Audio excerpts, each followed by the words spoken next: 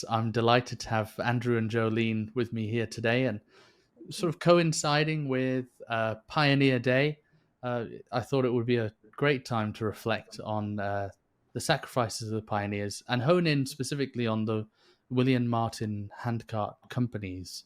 Now, Andrew and Jolene, you have written quite a few books about these companies specifically.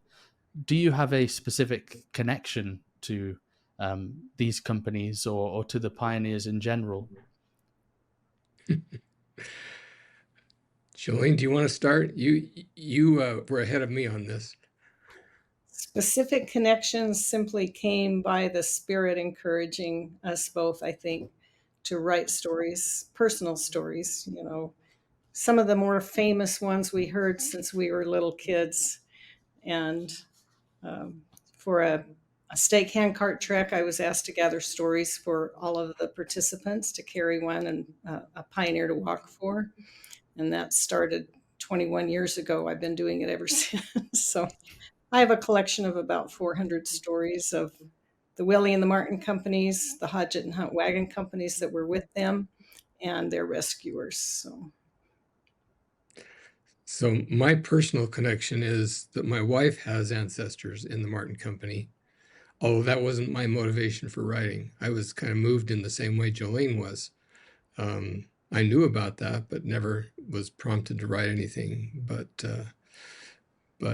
I went to the sites, I read Jolene's stories, and I just couldn't stop wanting to learn about these inspiring people after being satisfied with the 10-minute Sunday school version of the story for all my life. Suddenly I realized there was a lot more to it.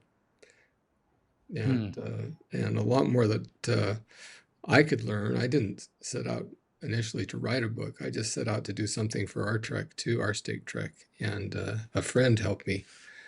Said, this needs to be published. There hasn't been a comprehensive book on this published since Handcart's design in 1960. So that's how that went. And then we, Jolene and I and Julie Rogers, got together and wrote another book on the Willie stories from the Willie Handcart Company. Sorry, go on. Go ahead.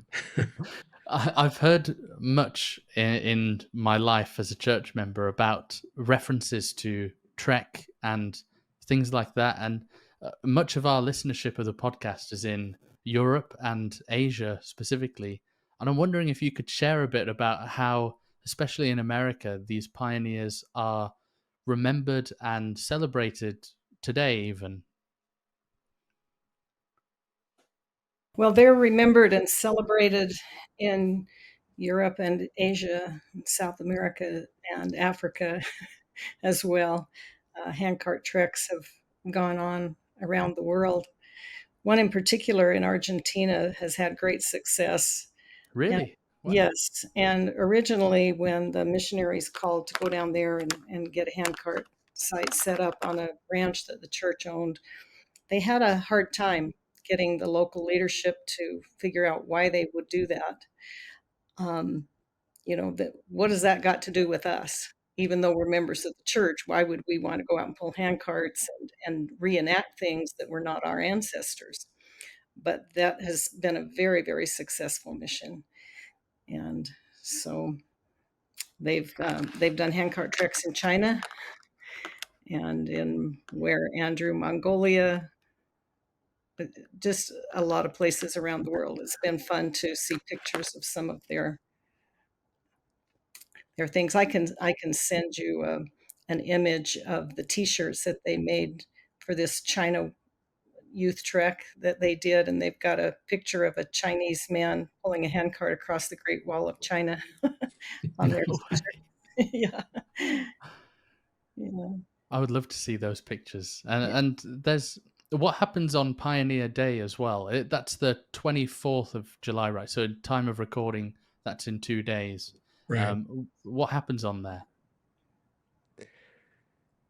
Well, in Salt Lake, there are big parades all over Utah. It's a state holiday in Utah, and of course, all kinds of pioneers are celebrated. I think one thing to remember is there were about 70,000 people who came before the Transcontinental Railroad was completed, who emigrated from Europe mostly.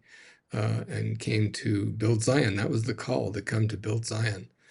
And only about 3,000 of those were handcart pioneers. We sometimes think of the handcart pioneer as a dominant image of the pioneers who came, but most came in covered wagons until the Transcontinental Railroad was built. But the handcart pioneers are something special. There's something special about all of them, but for us, there was really something special about the handcart pioneers in general, and these two companies specifically, because of what they endured and because of what it showed about the character and the resolve and the strength and the faith of these people. In these two handcart companies, Willie and Martin, almost all from Europe. Almost all from England, some from other parts of Europe and other places, but almost all from England. Well, I shouldn't say England, I should say the UK. Great Britain. Yes. Yeah. Oh, we always have the that picture that I would be confused at as a child when I would see it in the Friend magazine or something, where, say, Thomas S. Monson would have a cowboy hat and, waving at everyone. I'd be like, isn't he supposed to be in a suit? But now I understand. There's a big parade, is, a big parade in Salt Lake City. Yeah. So the Willie Martin Handcart Company, we'll get into the specifics of it and some details into it, but I wonder if you could give kind of a telling of that journey in kind of a synopsis form to understand for those who may not be so familiar with it in the first instance. Andrew would do well at that. Okay. Well, I think the important thing to understand is that it was expensive to immigrate. Most of these saints were very poor. And Brigham Young had a plan to find a way to hasten the immigration from Europe to Zion. And the plan was to use handcarts. And you could travel by handcart for about 1/10 of the cost and a lot less trouble, usually, than if you traveled by wagon. You'd have to get wagon outfits, you'd have to get cattle, you'd have to get all kinds of things to travel by wagon. And Brigham Young said you can travel faster, you can travel with less trouble, you can travel with a lot less money by handcart. And there was just not enough money. The saints in Britain didn't have enough money, or much of the rest of Europe, to be able to afford wagons. And so many of the Willie and Martin saints had been some of the earliest converts back into the late 1830s in Great Britain, in Preston, for example, where missionary work started, and just had not been able to afford. So for almost 20 years, they had been wanting to come, but hadn't been able to. And so the Perpetual Emigrating Fund was able to, that's a complicated story, but we'll just say the fund was able to loan them the money that they needed to be able to come. And so they left England. There were 5 handcart companies that left England in 1856. The first 3 left early and got through the journey relatively well. The next 2, the Willy Company, sailed in early May on the Thornton from Liverpool. The next one, most of those became members of the Martin Company, sailed later in May from Liverpool on the Horizon. They arrive in America. Most of the way they go by rail journey to Iowa City, and there the church had just set up a new outfitting site for handcarts. And they were involved, they were both their companies there about 3 weeks, involved in finishing handcarts, preparing them, and that kind of thing. And then trekked across the state of Iowa, which was very hot and muggy, and it really tested them. Some of these people were among the most, they just had a lifetime of unhealthy diet. Some of them were very old, some of them were very young.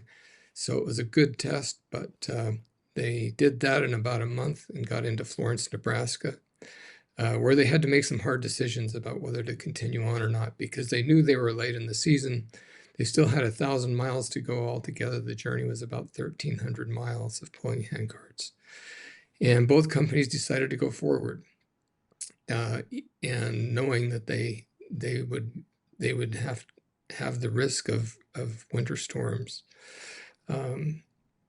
We usually talk of these companies together, but really they were only together for a little bit in Iowa City, and then ended up at the end then for most of the journey they were about 100 miles apart. Willie was ahead, and at the end of the journey they were about 3 weeks apart, about more than 300 miles apart.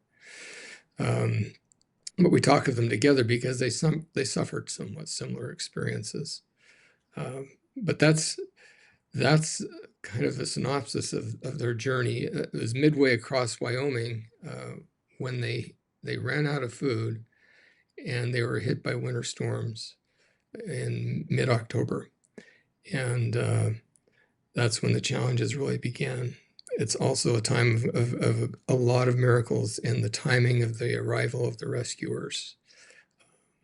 So that Brigham Young had sent out with prophetic foresight, we believe. So the Willy Company ends up arriving in Salt Lake City with the help of rescuers on November 9th, the Martin Company on November 30th. Pretty late. They could only take 17 pounds of belongings because they were pulling them. They didn't want to have their handcarts too heavy. And so they just didn't have a lot to keep them warm. And they couldn't carry a lot of food. They had wagons for some of that. But Jolene, you'll probably want to add to that. Well, he talked about the prophetic foresight of Brigham Young. It's a common misunderstanding that riders who had passed these companies on the plains came into Salt Lake City on October 4th and told Brigham Young that these companies were still out on the plains and that they were stranded in the snow, and that's not true. It was very hot out there at that time. And Brigham Young he made several calls for immediate rescue starting the next day. And the next day was Sunday, and then conference started on Monday. And then for the next 8 weeks, there were private and public rescue calls sent out until there were hundreds and hundreds of wagons and rescuers out in a very risky situation, because by then, by the time they got out there and found them, the storms had begun, and they came just in time because of a prophet of God and their willingness to be obedient. When they reached the Willy Company, the 4 express riders who had ridden ahead of the main rescuers reached them on the very day they had run out of flour, and within hours of the first snowstorm. I mean, these people were losing hope. It was as dismal as you could imagine. They didn't even know if anyone was coming for sure or when they would come. And then they reached the Martin Company about, I think, 12 days later. About 10 days later, when they were down to eating only 4 ounces, a ration of 4 ounces of flour a day. That's a couple of slices of bread. That's how destitute they were. And yes, there is a lot of tragedy in this story, but the miracle is that these people, through their faith, through their mighty prayer, and Brigham Young through his prophetic foresight, of these approximately 1,000 people, approximately 800 were saved. Wow. So backing up slightly, I didn't realize that these handcart pioneers were coming straight from other places, that was their kind of emigration plan. My thought had always been that they had come straight from Nauvoo or something. As I was before our meeting, I was thinking, what was the daily life like of these people before they set off on these trails? And I kind of thought happy life in Nauvoo, just having to change to go over the plains after Joseph Smith's death. But they had already been journeying for a long time on what was already quite a dangerous journey over from, say, Europe or other places. Is that correct? That's correct. They were about 9 years behind Brigham Young's Vanguard Company. Gosh, wow. The Nauvoo Saints left Nauvoo in 1846. These saints left England, Liverpool, in 1856. That Wow. was 1856 was the first year of the handcart immigration. It went until 1860 with 10 handcart companies. And after that, Brigham Young started sending out and back wagon trains to pick them up. They would volunteer as a mission or be called on a mission, these young men, to take wagons and supplies and go out and meet them at the terminus of the railroad at the time. So that finished up the way they did the immigration. So the handcart immigration was kind of right in the middle of the entire immigration to Utah.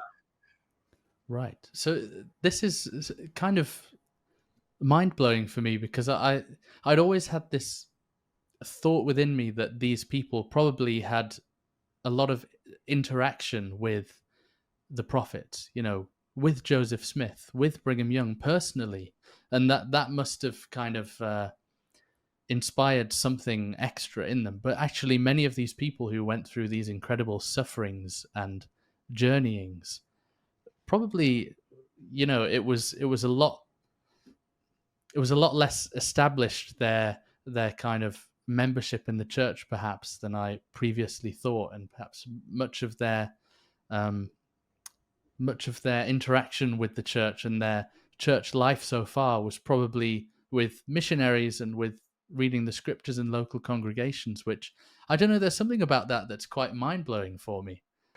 I think it's strengthening. I mean, to me, they had no association with the prophet Joseph Smith, except some of these people had in Britain had been members of the church again for 20 years almost. And so they had some of them were branch presidents in London. Some of them were single women. Some of them were teenage children. And they had all had these remarkable conversion experiences, from some of them the first few days of the missionaries baptizing people in England. And they had wanted to come. They had yearned for Zion. Their journals and their writings that we have studied in detail talk about how much they yearned for Zion and wanted to sacrifice and save for Zion. I mean, that was their dream. They wanted to be where the prophets were. They wanted to be where they could be sealed in the temple. Of course, there were no temples at that point, but they could be sealed in the endowment house, where they could have their families united for eternity. Those are the things that really moved them, and sadly, a lot of them couldn't come for so long because they just didn't have the money. It was all they could do to just survive in Europe. Why was it that they left so late then? Was it just kind of travel delays? And I guess adding on to that question, I would ask, was there a possibility that they would have stayed somewhere elsewhere and not undertaken that leg of the journey, given the potential harsh conditions? Were they aware that that was a risk before setting off, do you think? Jolene, I think that's a good one for you. Um, when the handcart plan was announced, I believe in October of 55, was it William Kimball that said it just spread like wildfire through the parishes and things, that people were so excited because many of those who had been waiting up to 20 years would now be able to see a way to afford to come. And so many of them signed up. President Richards, who was president of the European mission in Liverpool, was supposed to be contracting ships and making these arrangements, and they applied to go, and there were just a lot of them. Apparently, the Crimean War was holding up some of the ships, but he got them off as fast as he could. And these were a little bit late, and they had some detours. What's the word I'm looking for, Andrew? Some delays along the way that kept them from coming. And but no, they were pretty determined. This might be a good place to insert a story. Andrew mentioned the Willy Company meeting those first 4 express riders the very day that they experienced their first snowstorm and ran out of food. There's just a fascinating story that gives you an example of the determination of these people. So this is where I wanted to share the screen, but maybe you can when we get to it. So James and Elizabeth Reed from Scotland, they were in their 30s. There were about 100 people in the Willie Handcart Company who were from Scotland. Very proud group of people, and especially proud because they said when the Willie Company got to Florence and they said, who's going to go on this year? About 100 people dropped out, but no one from Scotland. Yeah, so they were really proud of that. And but the Reeds did not start out with the Willie Handcart Company. They had started out the Willie Company was the 4th of 1856. The second one was the MacArthur Handcart Company, and they had actually started out with that company, which was one of the first to reach Salt Lake. But when they had gone the first 300 miles and got to Florence to regroup and set out across the plains, that 1,000 miles, Brother Reed was shot in the hip in a case of mistaken identity. Says a Gentile shot him in the hip, thought he was someone else. And so they can't continue on now with the MacArthur Handcart Company because he's injured and he needs to recover. He can't walk. They have 4 little children. The oldest one is 11, and then they have a baby that's a year old. So they waited there in Florence, and then the Bunker Handcart Company came through. They were the 3rd one, mostly Welsh people, and they watched them come and go on while they're still waiting and wondering what they're going to do. They couldn't really stay in Florence for the winter. There wasn't enough work to keep them through the winter, and they just wanted to get to Zion. So when the Willie Handcart Company came through, the Reeds said, "We're not staying here another minute. We're going." And they joined the Willie Handcart Company. So they were with this group of people from Scotland. And they started to suffer along with everyone else. But on the 19th of October, they had some special miracles. A number of the people did, but we'll just tell you about this one. They had gone as far as Ice Springs, which was about 5 miles from their previous night camp. They had no food. Like Andrew said, their flour rations were gone and everything was pretty much gone. And so they stopped for noon at a place called Ice Springs, and a teenage boy in the company, also from Scotland, George Cunningham, his family was some of the first converts, and he was born into the church in Scotland. Now he's 15 years old. And he said everyone was sitting around with these gloomy faces, like, what in the world are we going to do? When he remembered that he'd had a dream the night before. And in his dream, he saw some men riding fastly, he said, towards them. They had come to rescue them, tell them that help was coming. And so he jumped up and he told the group, "This is what I saw in my dream. It was very vivid. I could see the Spanish markings on their saddles. I could see at least one of them was wearing a blue soldier's overcoat." You can see this painting behind me, maybe a little bit. Yeah.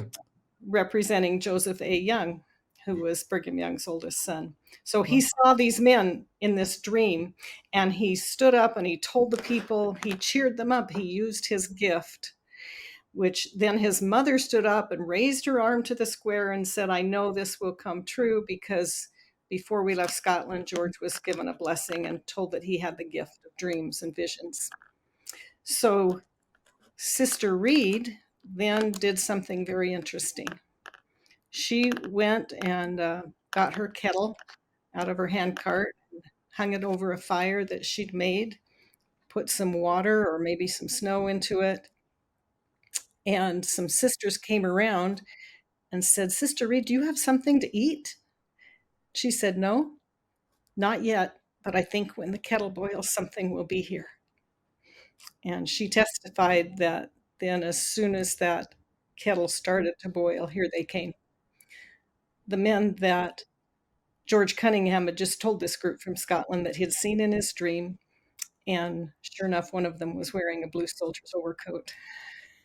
So I like to think of Sister Reed as someone who teaches me to have the faith to put the kettle on. And she was quite a lady.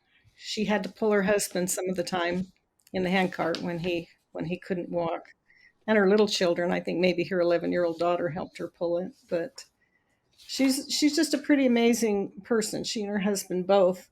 They got to Salt Lake and it took a few months to recover. And then they had a little cabin built for them.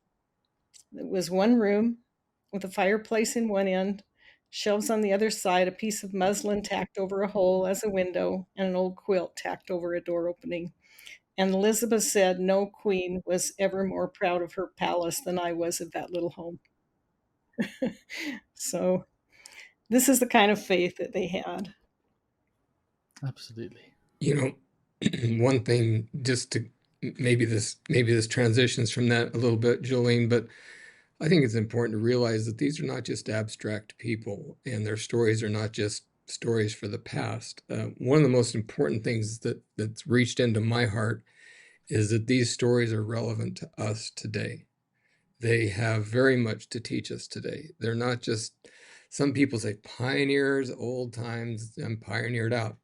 Not these are very real people facing very similar challenges to what we face today, and in very exemplary ways for us today. I just wrote down how they're relevant to us today. Some of the ways in teaching us the most important things of what we need to do and what we need to know, and ultimately what we need to become. They are real inspiring examples. That's what I think draws us to these stories, and we just can't get enough of them at this point. But their faith, their service, their sacrifice, their endurance, their leadership, their obedience, their courage, their gratitude, their testimony, their repentance, they're going the extra mile. They're bearing offenses sometimes. It wasn't all just we're all one happy group, although they were amazingly united. There were times when those kinds of things happened. They're keeping an eternal perspective. They're not murmuring in the face of difficulty, and their commitment to eternal families. You can find all these stories about all these important qualities that we need to have and more in these handcart pioneers. No, I completely agree with that. And, it's interesting just observing how in the past I've used these stories and they have brought me strength and courage in my faith. And I think there's something really real to that. Like you can feel it when you discuss them. It makes you want to be a better person. And we had an episode recently about ancient Christians, and I found it interesting in my study of that many other denominations, when looking back at these kind of pivotal figures in early Christianity, they'll name their stories the Passion of, and the Passion of Perpetua, and the Passion of Justin Martyr, as a few we discussed. And obviously everyone knows Mel Gibson's film, The Passion of the Christ. But when thinking about that, it was that when reading their stories and remembering their legacy of faith and their passion for their faith and for the gospel, it brought a real sense of courage and strengthening of faith. And I just, when you think of the passion of these pioneers, it's real people doing incredible things for their faith, that every time we speak of them and every time I think of them, it just conveys this very real power to me. And I had some friends from the UK who now work at Brigham Young University who just a couple of months ago did the Mormon Trail on a handcart with their young family. I don't know if you saw them on No. Instagram at all or Facebook, but they amassed quite a following as every day they stayed in the gardens of houses that they found on the way in tents on the street, and every day walking and doing videos every day. And it was quite interesting and enlightening, actually, just to see, even for them, how difficult that journey was with modern fittings and comforts that these early pioneers didn't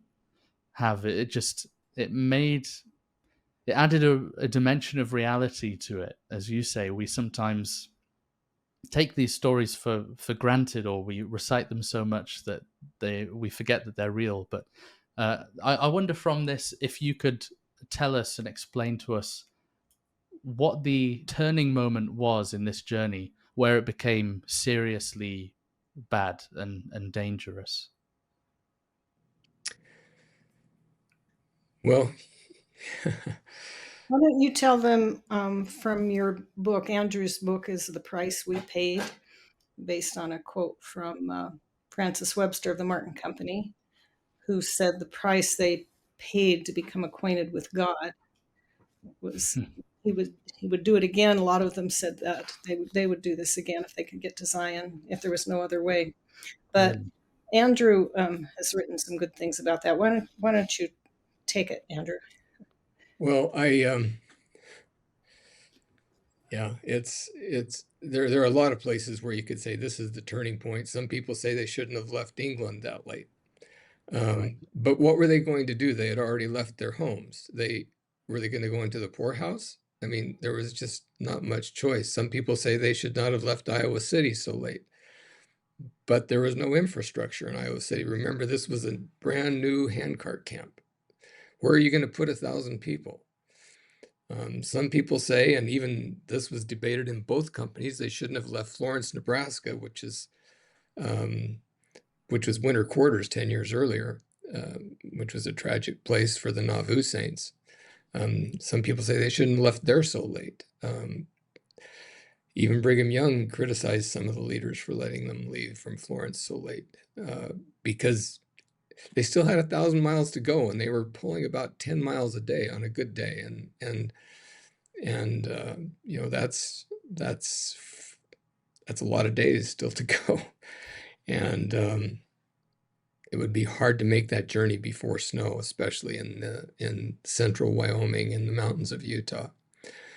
So I guess I'd kind of put the turning point at Florence, where there was a discussion of in both companies of whether to stay or to go, and there was a lot of debate. One of the sub-captains of the Willy Company was a man by the name of Levi Savage. He's an American. He was returning from a mission to Siam, so he had just finished his march with the Mormon Battalion, got to Salt Lake City shortly after Brigham Young's company, after being released from the Mormon Battalion. A few years later, is called on a mission to what was then Siam, now Myanmar, and ended up serving most of the time in Burma.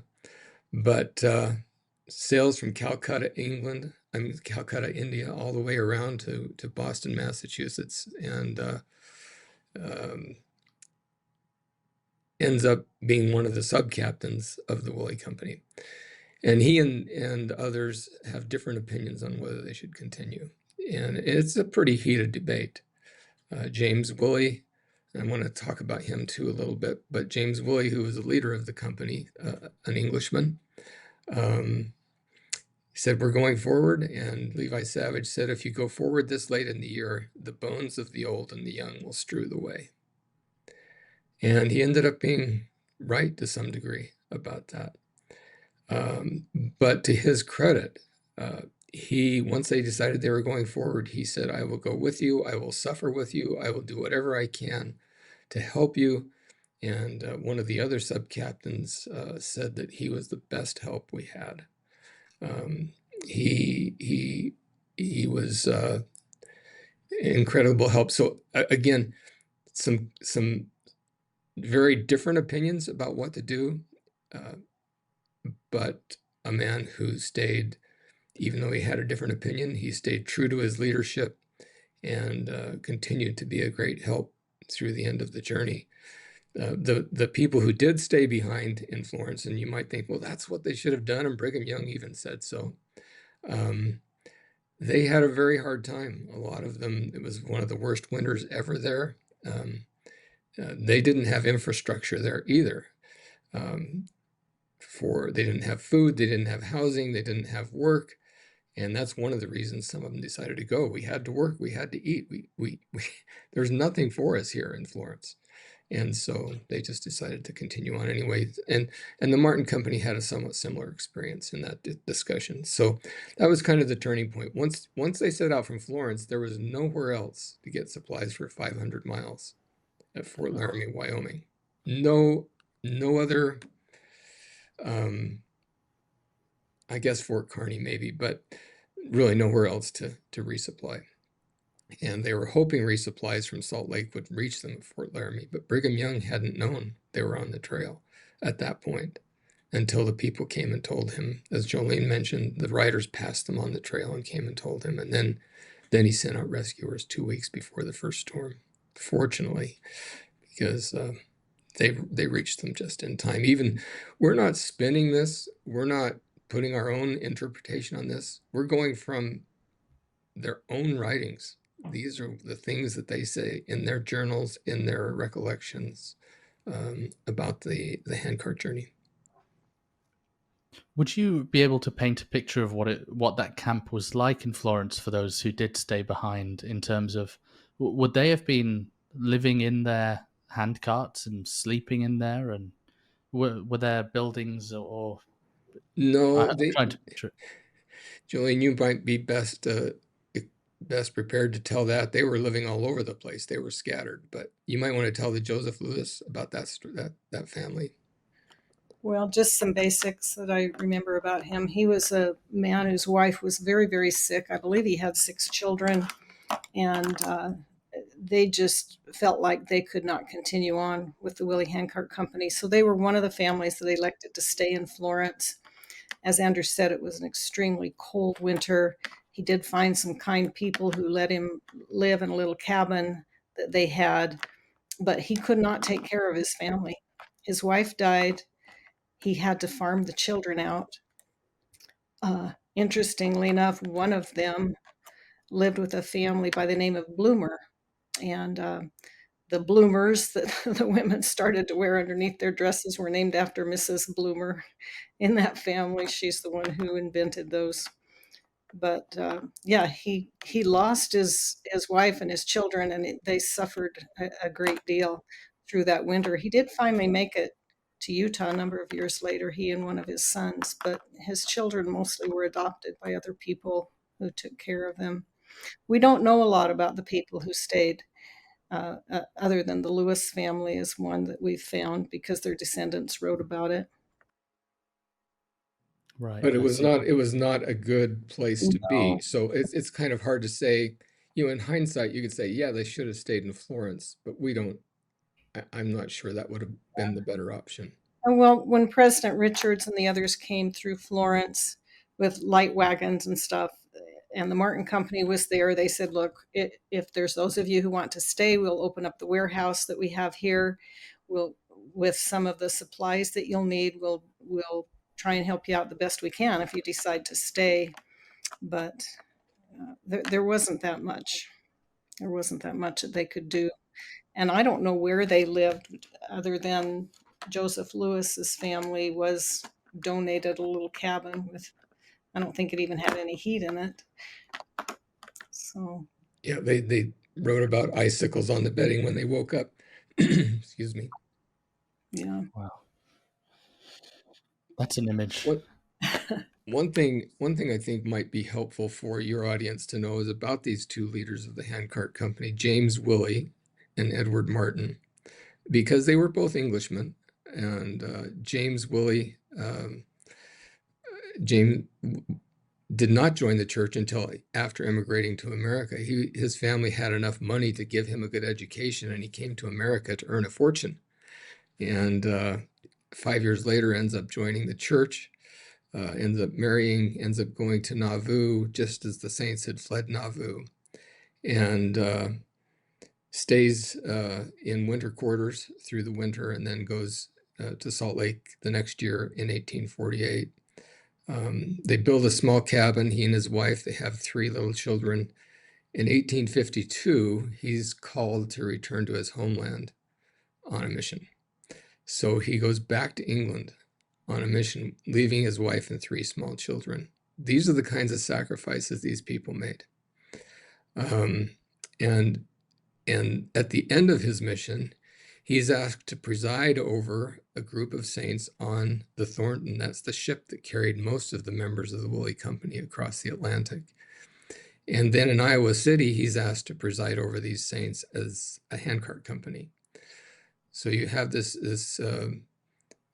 very, very faithful British man. I love the story of in one of the snowstorms after they cross Rocky Ridge, and his journals are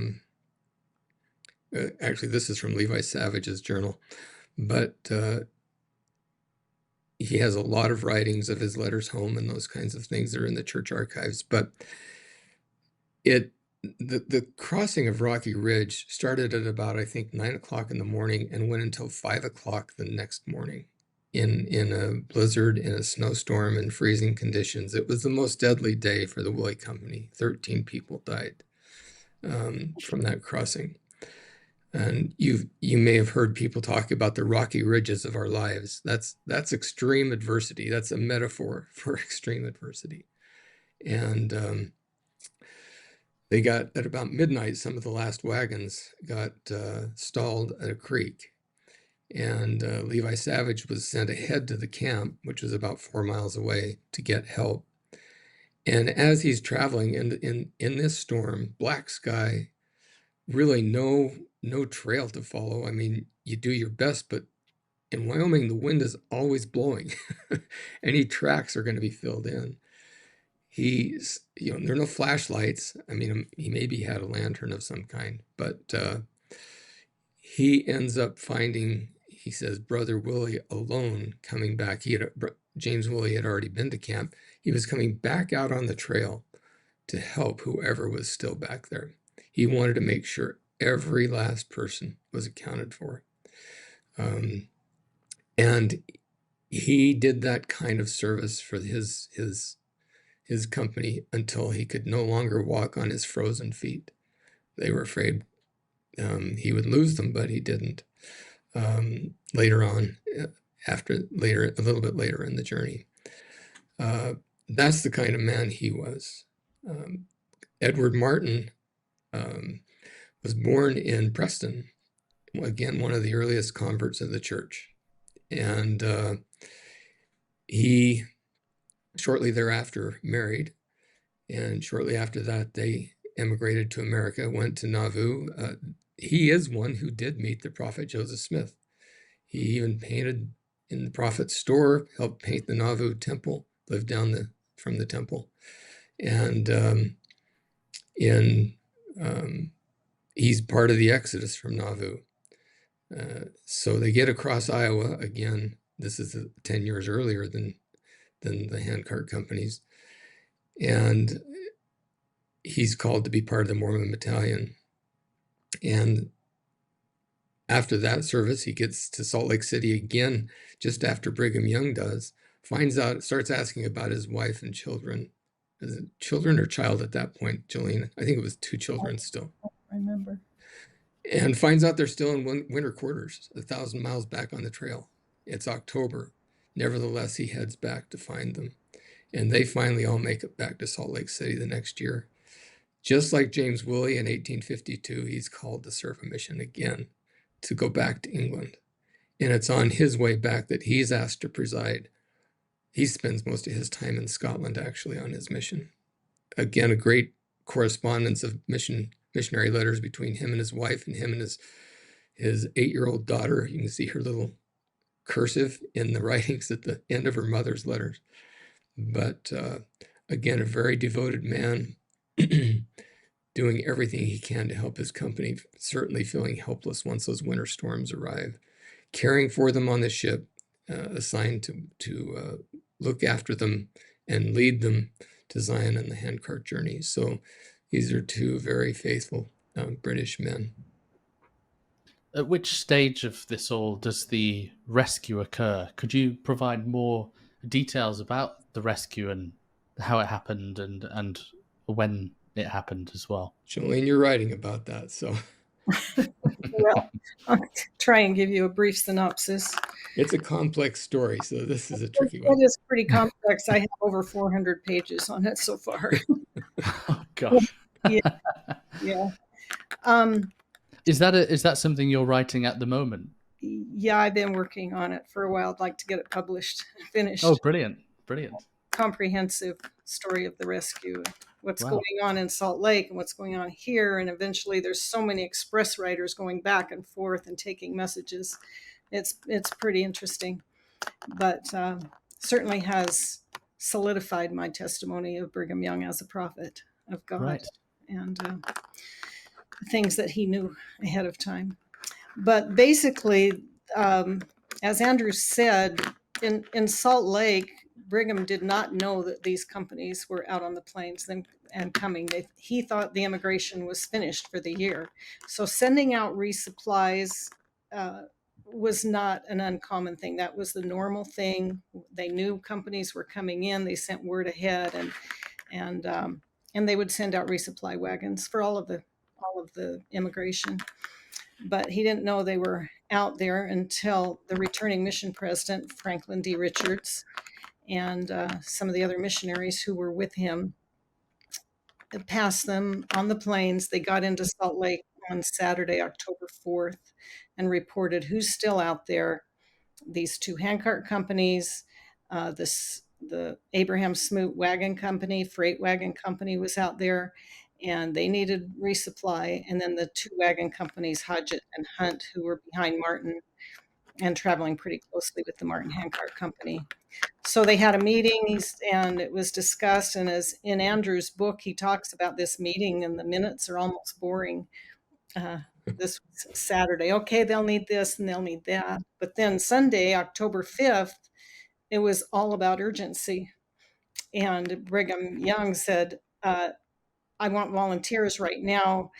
And this is when you're going to leave immediately and get out there. And then that was the first rescue call.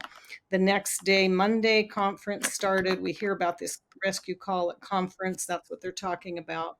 It was actually the second rescue call. And again, we need this many Teamsters and we need this and that. And there was a lot going on in the Salt Lake and Davis County areas of the church. They hadn't sent for the other counties that were further away. And Can I just say one thing about that? He says, I don't want them to wait a fortnight hence. He says, I want them to be ready to start tomorrow. And remember, they'd only been in Salt Lake for 9 years. There had been 2 years of famine. They'd been eating thistle and pigweed roots. It was not a place of excess. And yet they're asking these people to give up their flour, their clothing, anything that they could possibly spare and more to be sent on these wagons. And for some people, I think it was a wake-up call. There had been a little bit of apathy creep in by this time among some members of the church. And they had to take these people into their homes and nurse them back to health and send out a lot of supplies. The leadership sent and put their families on rations in order to send supplies out to these companies. And they did not know how far back they were. They'd had many delays and they thought they'd be much closer. Brigham Young the next week went out to meet them with a little group of the First Presidency and their wives, and they got about as far as Emigration Canyon, and Brigham Young got really, really sick. The conference had told him that they didn't want him to go anyway. They'd voted on it, and they were like, no, you need to stay here. But he went anyway. He was anxious to meet the immigration, but in reality, they were much further behind. So the largest rescue call went out on Sunday, the 26th of October. And again, he says, I want you ready to go. I want you to start tomorrow. And Wilford Woodruff in his journal wrote about it, said 115 teams were ready to start in the morning. And when these teams, they still hadn't had any word in Salt Lake. Where are the people? What's going on? So now it's the end of October, and their storms had started the week before. They were in bad shape, non-rations, but the rescuers were on their way, and they got as far as Fort Bridger area. And the Fort Bridger people had already knew, because they'd had some messengers come and they'd reached them first and then were on their way to Salt Lake. So they'd already sent out some help for them. And so when all these 115 wagons and men came through, they knew that they could not have known in Salt Lake what was needed. They were the only ones so far that had a message. And they said, it was because Brigham Young said, "Thus saith the Lord." And so they were very impressed. They wrote about that. And like I said, public and private calls continued through. The last one that I'm aware of was the 30th of November, the day that the Martin Company arrived in Salt Lake. Brigham Young, it was a Sunday again, and he sent out another major rescue call for the 2 wagon companies that were still out there. And they had become stranded at Green River and had to save their lives by just leaving their wagons there and fleeing for their lives. That's all they could do. And the men at Fort Supply and Fort Bridger were out there helping them. And Brigham sent more wagons out to help them and get them in. And they had some real trials. What's really fun is a lot of the stories that the people tell about the rescuers cheering them up. They would dance, they would light fires every quarter mile so they could stop and warm up and maybe have some actually cooked bread and food that had been sent out. They didn't have to stop and cook it. And these rescuers were pretty amazing. They were risking their lives. They really were. They were risking their lives and their animals' lives. But they went, and they were hit by the same storms and suffered a lot of the same things. Some of them even had amputations when they came home and suffered the rest of their lives from being out on that rescue. So they were pretty amazing. It's really inspiring to read the accounts of the Handcart Pioneers as the rescuers arrive. Yeah. The excitement, the cheers, the shouts, the tears, the embraces of these people, of these rescuers who felt like they were angels coming to their relief to deliver them. So some of these first rescuers, like Joseph A. Young, there again, he's wearing a blue soldier's overcoat. He's on a white mule.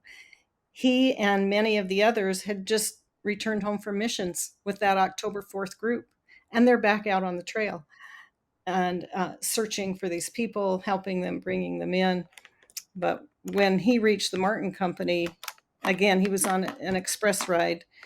And one of the teenage boys in the Martin Company, Albert Jones, who wrote quite a bit, said he came down this snow-covered dugway where the snow was really deep, and he was riding a white mule, so the white mule was sort of lost sight of. And he's wearing this blue soldier's overcoat with the big skirts and a cape, and it was kind of going like this. So he called him the Blue Angel. And yeah, he talked about the women grabbing a hold of the skirts of his coat like they were afraid he'd fly away. But again, there were miracles in the Martin Company the night before. Several had had dreams and visions, and like George Cunningham did in the Willy Company, and they saw them coming. And one woman, Elizabeth Jackson, whose husband had just passed away the week before, appeared to her in a dream on October 27th and said, "Cheer up, Elizabeth, deliverance is at hand." And it was the next morning that they came. So, Andrew, why don't you tell him about the McBride family and the Martin Company and some of the things that they went through? Well, if it's okay with you, can I do a call an audible and tell about the Barnes family, my wife's family? Yeah, whatever you. There's a lot there's a Okay with lot me. to learn from this family. Again, George and Jane Howard Barnes were some of the earliest converts in England. Again, they had not been able to emigrate because they just didn't have the money. For 16 years, they'd waited for this opportunity. And I'd like to look at their story. They didn't leave any written record. I like to look at their story kind of as a ledger. You know, what's on the positive side and what's on the negative side. Okay, they're getting finally to come. But when they get to Wyoming, George, the father, 5 children, George, the father, passes away. And so, you know, that's a big mark on the negative side of the ledger.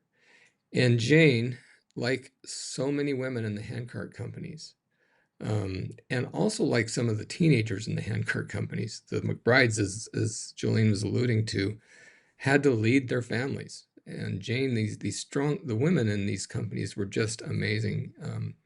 So many of the men died, and the women had to lead their families. And Jane and her children all survived. They again, a big mark on the positive side for this family. And Jane lived a long life. She lived to be 87 years old, but she endured heart-aching losses through her life. But her faith remained strong and bright through all of that. My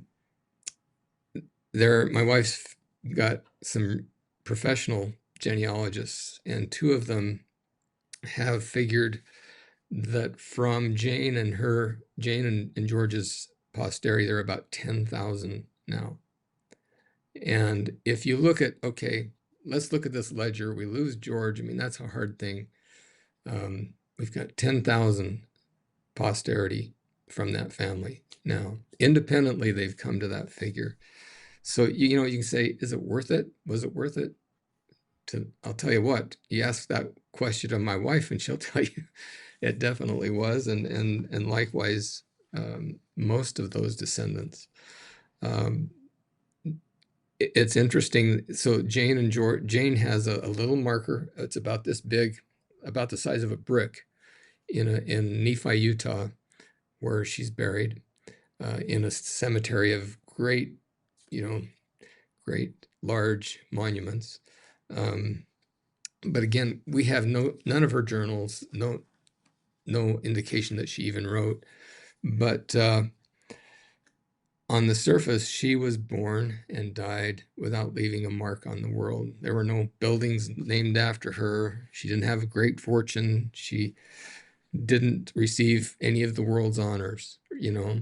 But like so many of these Handcart pioneers, if we want a story that teaches about what's really important about keeping the things of the world in perspective, which gets harder and harder to do, about pressing forward in anguishing adversity, if we want a story about refusing to become embittered by what the decisions of others may have done to you or caused to happen to you, or the lot that's befallen you, if we want a story that inspires us to live in any of these ways, hers is a great one.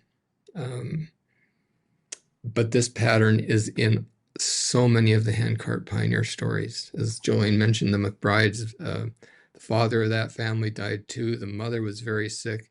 You got a 16-year-old daughter, Janetta, a 13-year-old son, Heber, who had been prone to mischief on his way over, basically leading this family to Zion. And making all kinds of sacrifices, and they all survive. Part of what Jolene and I do is like to look at the story after the trek. And Heber McBride ends up helping settle above the area above Ogden, Utah. When he's in his 60s, well past his prime for those kinds of assignments, he's sent to Canada to help settle up there. Janetta McBride goes down to Arizona to settle down in that area. And so does another son, Peter McBride. And they all live into their 80s. And by the time, you know, you've got this family, 1,500 miles apart, helping build Zion and its ever expanding reaches. Yeah, amazing. It's as you just said before, there's these stories, they are inspiring, they're sobering, they're humbling, but it makes me immensely proud to be a Latter-day Saint, when I look at it. And that's from someone who, I don't know anyone who um, has specific connections to them. I don't live in Salt Lake where you can see those monuments and kind of you can visit the places where they went to and kind of see the texture of the landscape and stuff. But the stories, they paint such vivid pictures. There's so much emotion in the way that they read. And in fact, Andrew, something you said in your book, the price we paid, is that although this is a commonly told story in our history, it's actually it's not fully understood. I wonder what you meant by that, and perhaps what we generally miss in our common retellings of it and what we think about it. I think we've been through quite a few of those things today, Right. with the rescue. People think Brigham Young sent people out to rescue people who were already freezing and starving on the plains, and as Jolene said, that just was not the case. He seemed to foresee the urgency. She talked about that October 4 meeting. That's kind of you read the minutes and it's boring. They want this, they need this many pounds of flour, they need this and that. And overnight, and he says it is it is the dictation of the Holy Spirit that I possess. Overnight, something's changed in Brigham Young.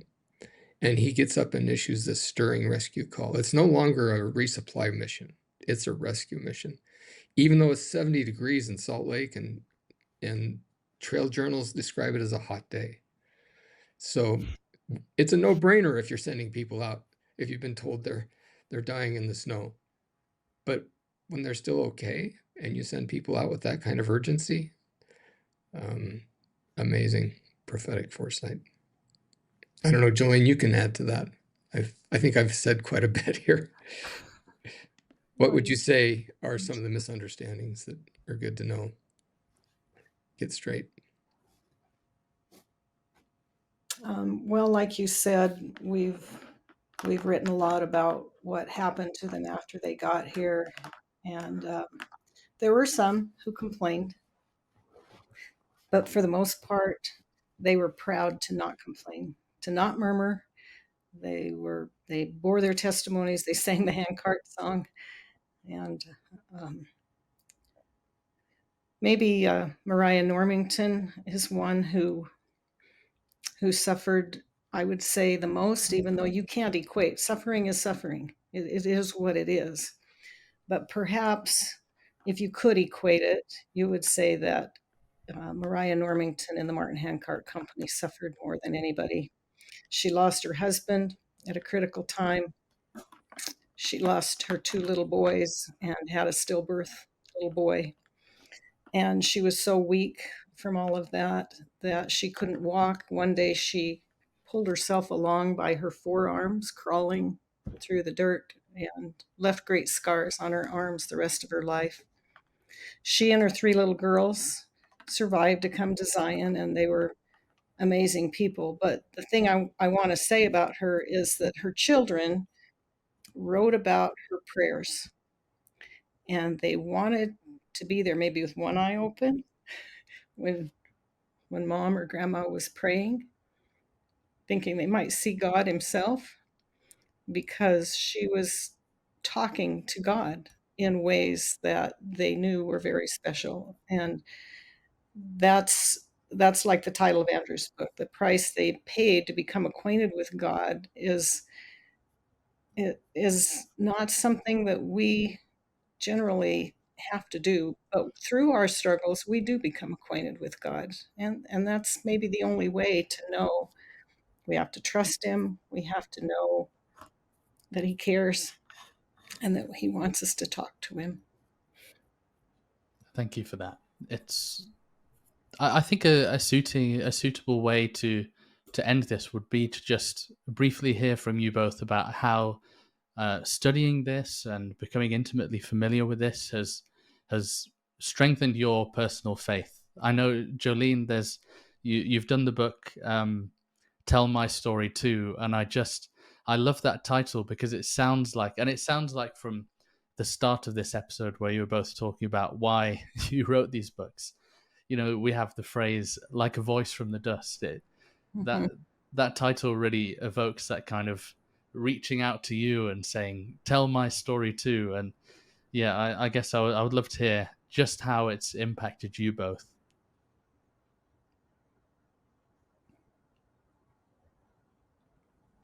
That's a great segue for you, Jolene. All right. I don't have any direct ancestors in these companies, but after getting into it, it drove me to my own family history, which I hadn't delved into that much.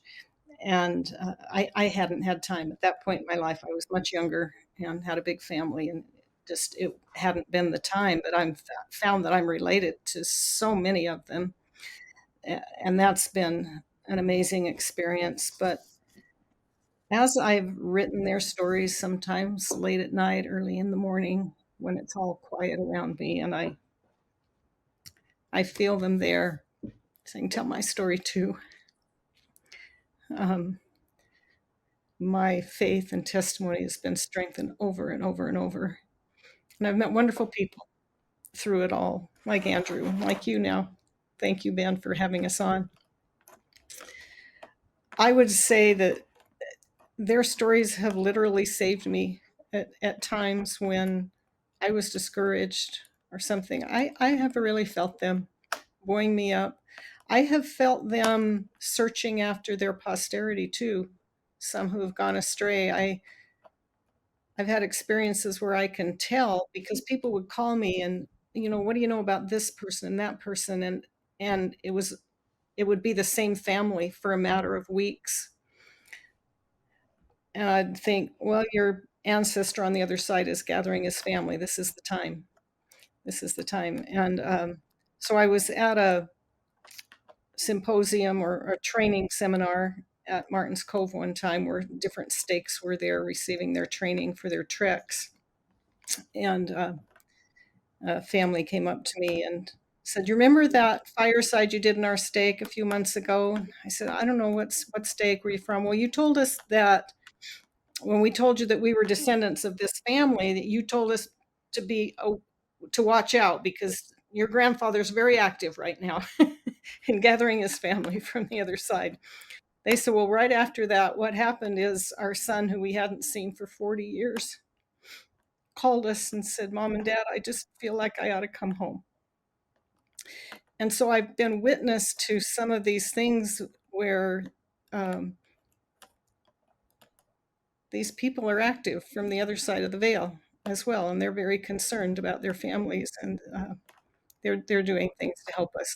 That's blessed me tremendously, among lots of other things. I'll tell you a funny thing. One of my sons, when he would bring a date home, he would say, "Now, if my mom asks you if you have any pioneer ancestors, just tell her no." Because I became very annoying asking people those things, and then "Oh, let's talk about so and so." Okay, Andrew, it's your turn.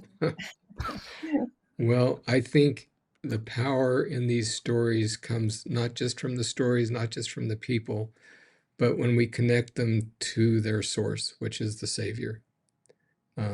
That's where the power comes from.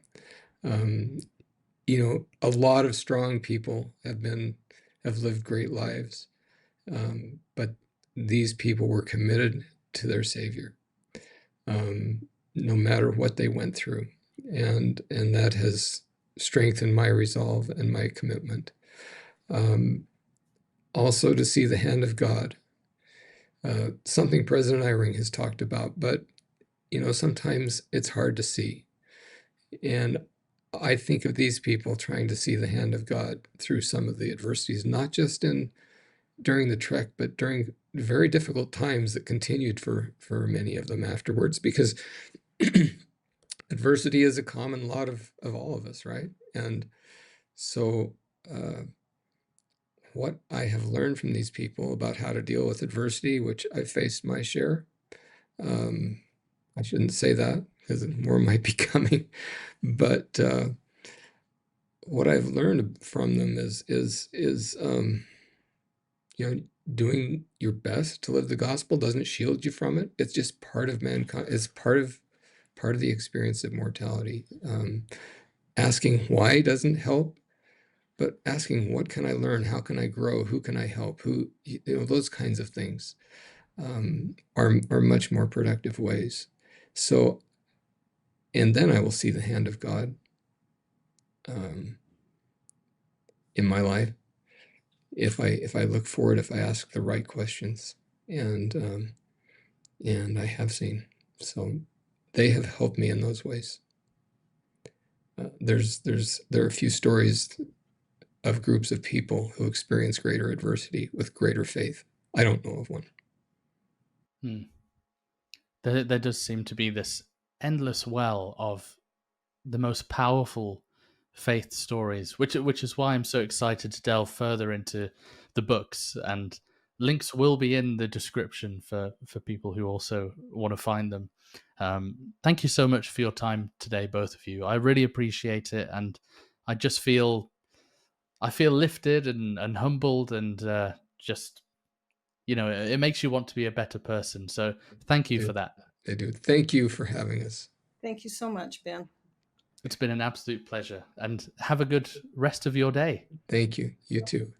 Goodbye. Bye.